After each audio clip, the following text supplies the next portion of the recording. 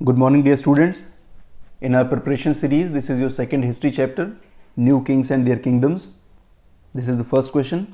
What was the other name of the great lord of a circle or a region? प्रदेश या क्षेत्र के स्वामी का अन्य नाम क्या था? The options are सामंत, महामंडलेश्वर, अधीनस्थ और राजा और द किंग. ये चार ऑप्शन में जो सही आंसर है वो है महामंडलेश्वर.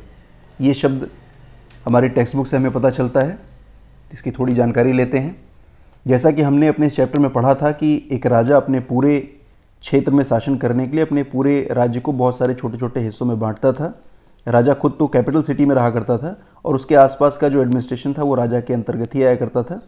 लेकिन बाकी के जो सारे हिस्से थे उन सारे हिस्सों को उसने बहुत सारे हिस्सों में बांट रखा था, छोटे छोटे टुकड़ों में बांट रखा था, जिस पर बहुत सारे सबऑर्डिनेट, बहुत सारे सरदार वहाँ पर शासन करते थे और उस दौर में इन्हें सामंत कहा जाता था. लेकिन धीरे धीरे ये सामंत बहुत ताकतवर हो जाते थे और राजा को ही चुनौती देने लगते थे और उस पूरे सर्किल के, उस पूरे क्षेत्र के स्वामी होने का दावा करने लगते थे ताकतवर होने के बाद. ऐसा हम पढ़ते हैं क्योंकि ये सारे जो सबऑर्डिनेट्स थे उनको उस दौर में सामंत कहा जाता था.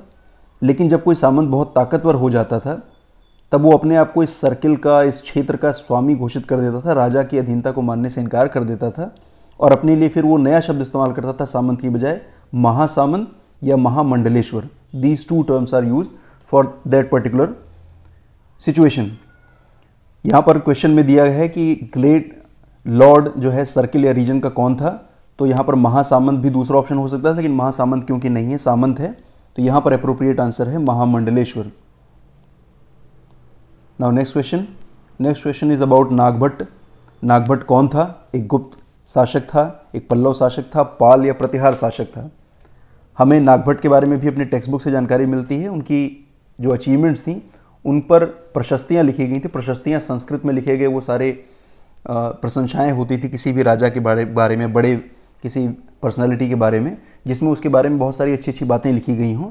ऐसी एक प्रशस्ति हमें मिलती है जिसमें नागभट्ट की चर्चा मिलती है और वहीं पर हमें नागभट्ट के बारे में जानकारी भी प्राप्त होती है कि इसका जो क्षेत्र था वो ग्वालियर के आसपास मध्य प्रदेश में था और ये जो राजा था नागभट्ट वो एक प्रतिहार किंग था.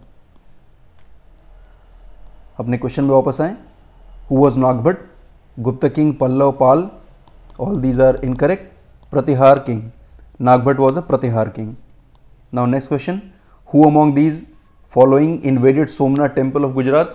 इनमें से कौन गुजरात के सोमनाथ मंदिर पर आक्रमण करने आया था? अकबर, मोहम्मद गोरी, महमूद गजनवी और none of these. The right answer is Mahmud Ghaznavi. हमने इस चैप्टर में पढ़ा है कि भारत क्योंकि बहुत समृद्ध देश था, अलग अलग समय में बाहर से बहुत सारे आक्रमणकारी भारत में लूटपाट करने की नीयत से भारत पर आक्रमण करते थे और लूटपाट भी करते थे. इनमें दो नाम हमने पढ़े अपने इस चैप्टर में जो बड़े महत्वपूर्ण थे. एक महमूद गजनवी का था और दूसरा नाम मोहम्मद गोरी का था. हम इसकी भी थोड़ी जानकारी लेते हैं. ये सोमनाथ मंदिर है. ये बाद में आधुनिक दौर में इस मंदिर का हमें चित्र मिलता है जब ये मंदिर ब्रिटिश पीरियड में एक टूटे फूटे खंडहर जैसा दिखाई देता है. ये चित्र महमूद गजनवी का है जिसने भारत पर आक्रमण किया था और भारत पर अपने कई सारे आक्रमणों में से उसका सबसे जो फेमस आक्रमण था, इन्वेजन था, वो सोमनाथ मंदिर के ऊपर था. क्योंकि मंदिर बहुत सारी संपदाओं के केंद्र होते थे, बहुत सारी संपत्तियां यहाँ रखी होती थीं और इन मंदिरों को लूटना गजनवी का काम था.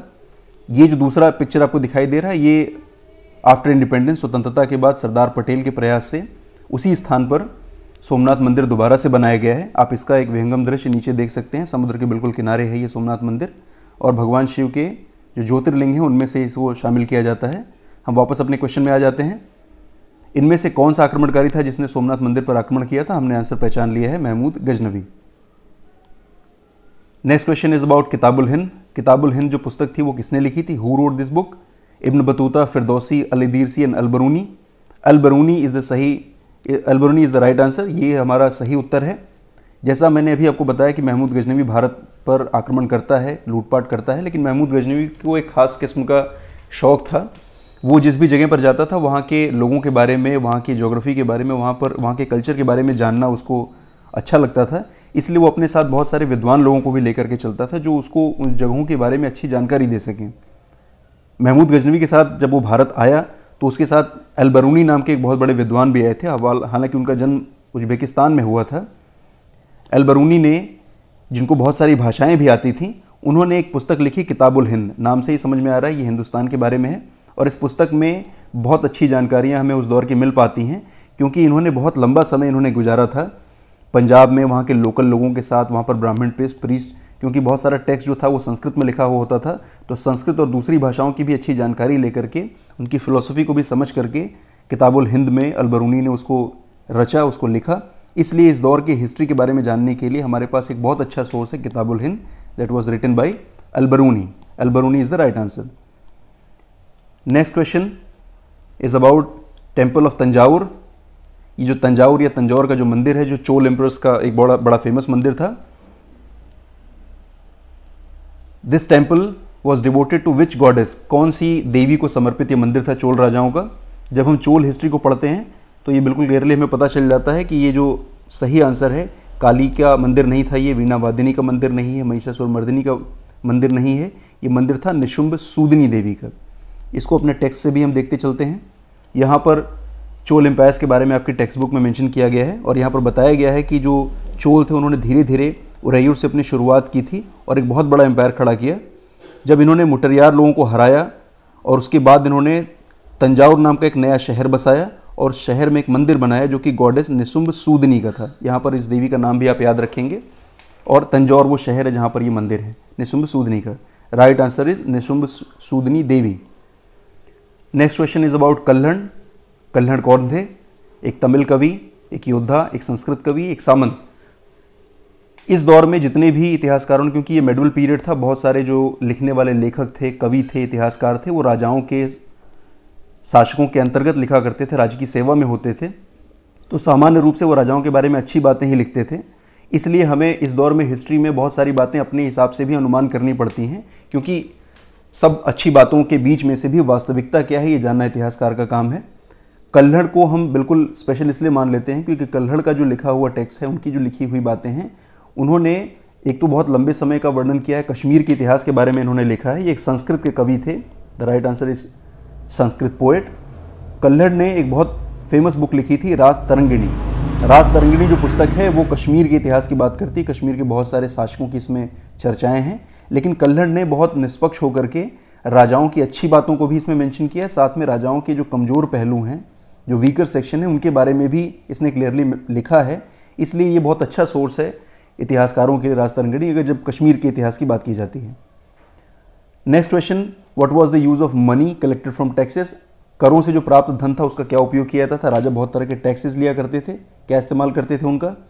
राजा के दुर्गों के निर्माण के लिए, to build kings fort, to fight war, युद्ध भी लड़ा करते थे वो, और साथ में कंस्ट्रक्ट टेम्पल्स, मंदिर भी बनाते थे। जब हम इस पीरियड की शुरुआत की बात करते हैं, यानी बिफोर इन्वेजन्स फ्रॉम वेस्ट, तो उस समय जितने भी राजा, चाहे नॉर्थ में थे गुर्जर प्रतिहार, पाल, राष्ट्रकूट, सभी राजा, चाहे साउथ के जो राजा थे चोल, वो सारे के सारे राजा अपनी भव्यता को दिखाने के लिए, अपनी समृद्धि को, अपनी प्रॉस्पेरिटी को दिखाने के लिए दुनिया को बड़े बड़े मंदिरों का निर्माण करते थे। यानी ये उनके बड़े कार्यों में से एक था, और इन सभी तरह के कार्यों के लिए धन की आवश्यकता पड़ती थी, जिसके लिए वो जनता से टैक्स या कर लिया करते थे। यानी यहाँ पर जो सही आंसर है, ऑल ऑफ दीज, ये सभी काम थे जिनको करने के लिए राजा टैक्स वसूला करते थे। Next question is about map. Which of the following sequence of empires is correct as given by 1 2 3 in sequence. साम्राज्यों का वो जो क्रम 1 2 3 दिया गया है, उनमें नीचे दिए गए जो ऑप्शन है उनमें कौन सा सही है? राष्ट्रकूट, पाल, गुर्जर प्रतिहार। ये समझने के लिए आपको मैप देखना होगा। अपने चैप्टर में, सभी चैप्टर्स में आने वाले जो मैप हैं उनकी लोकेशन को बहुत ध्यान से आप देखेंगे, ताकि उनकी लोकेशंस भी क्लियर हों और आप उसके साथ हिस्ट्री को रिलेट करके सही ढंग से समझ सकें। ये आपकी टेक्स्ट बुक का मैप है, क्वेश्चन का नहीं।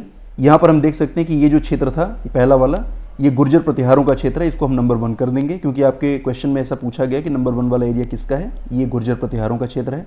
नंबर 2 वाला जो क्षेत्र था, ईस्टर्न साइड वाला, वो पाल राजाओं का क्षेत्र था, पाल शासकों का।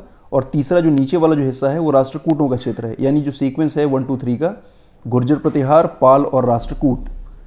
हम अपने क्वेश्चन में आ जाते हैं। गुर्जर प्रतिहार, पाल और Rashtrakuta, this is this right option, यही हमारा सही उत्तर है। इस तरीके से आप अपने मैप को बहुत ध्यान से देखेंगे अपने टेस्ट के लिए भी, क्योंकि इस आपके टेस्ट में भी मैप पर क्वेश्चन होंगे। Next question is about vetti. Vetti क्या था? Options are rent, tax, revenue, none of these. Vetti एक तरह का टैक्स हुआ करता था, एक तरह का कर था जो लिया जाता था चोल राजाओं के जरिए। हम चोल राजाओं के इतिहास के बारे में जब पढ़ते हैं तो हमें पता चलता है कि बहुत अलग अलग कई किस्म के प्रकार के जो टैक्स थे उस दौर में लिए जाते थे। 400 तरह के टैक्सेस के बारे में आपकी बुक में चर्चा मिलती है, और यहाँ पर कई अलग अलग तरह के बड़े अजीबोगरीब ढंग के भी टैक्सेस लिए जाते थे। उनके बारे में हमने चैप्टर में डिटेल में पढ़ा है। यहाँ पर केवल हम बात करेंगे वेट्टी की। Vetti is mentioned as tax. ये जो टैक्स था ये लिया जाता था और ये चोल एम्परर्स लिया करते थे इस टैक्स को। तो यहाँ पर दिए गए ऑप्शंस में से tax is the right answer. Now next question. Next question is about a ritual. What was the literal meaning of Hiranyagarbha? Hiranyagarbha का शाब्दिक मीनिंग क्या है? दंतेदुर्ग, राष्ट्रकूट, गोल्डन वॉर्म एंड गोल्डन डेयर। अपने चैप्टर में बिल्कुल शुरुआत में जहाँ पर हमने गुर्जर प्रतिहारों को पढ़ा है, यहाँ पर इसकी चर्चा हमें मिलती है। राष्ट्रकूट जो कि पहले, जिनका क्षेत्र हम देख सकते हैं भारत में काफ़ी बड़ा क्षेत्र दक्षिण में महाराष्ट्र और कर्नाटका में इनके पास था, लेकिन बिल्कुल शुरुआत में ये जो राष्ट्रकूट थे इनके पास क्षेत्र नहीं था। ये छोटी सी जगहों पर रहने वाले लोग थे और ये कर्नाटक के चालुक्यों के अंतर्गत आते थे। बाद में ये ताकतवर हो जाते हैं, चालुक्यों को हरा देते हैं और अपना एक नया एम्पायर शुरू करते हैं जिसको बाद में राष्ट्रकूट के नाम से हम जानते हैं। इसी राष्ट्रकूट डायनेसिटी में जो पहला व्यक्ति जिसने ये इस एम्पायर को शुरू किया था उस व्यक्ति का नाम था दंतेदुर्ग। और दंतेदुर्ग जिसने राजा को हरा करके एक नया राज्य बनाया था, ये बाय बर्थ क्षत्रिय नहीं था और इसीलिए इसने एक खास तरह का रिचुअल किया, एक खास तरह का याज्ञिक क्रिया की।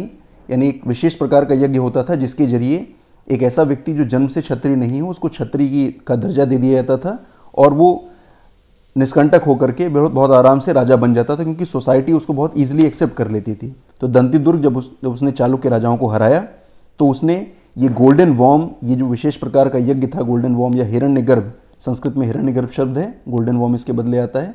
इस यज्ञ को करा करके दंतेदुर्ग ने अपने आप को क्षत्रिय घोषित किया और साथ में अपना जो राष्ट्रकूट एम्पायर था उसकी शुरुआत करता है। तो हमने राष्ट्रकूट के शाब्दिक मीनिंग की, हमने हिरण्यगर्भ के शाब्दिक अर्थ की बात हमें करनी है इस क्वेश्चन में। दंतेदुर्ग, राष्ट्रकूट, स्वर्णमृग, ये 3 ऑप्शन गलत हैं। गोल्डन वॉर्म हमने अभी पढ़ा, ये स्वर्णकोक की एक खास तरह की याज्ञिक प्रक्रिया है जिसके जरिए एक नॉन क्षत्रिय क्षत्रिय में कन्वर्ट हो जाता है। यहाँ पर हमारा एक क्विज कंप्लीट होता है। आशा है आपको ये समझ में आ गया है और आपकी ये सहायता करेगा जब आप अपने टेस्ट को देंगे।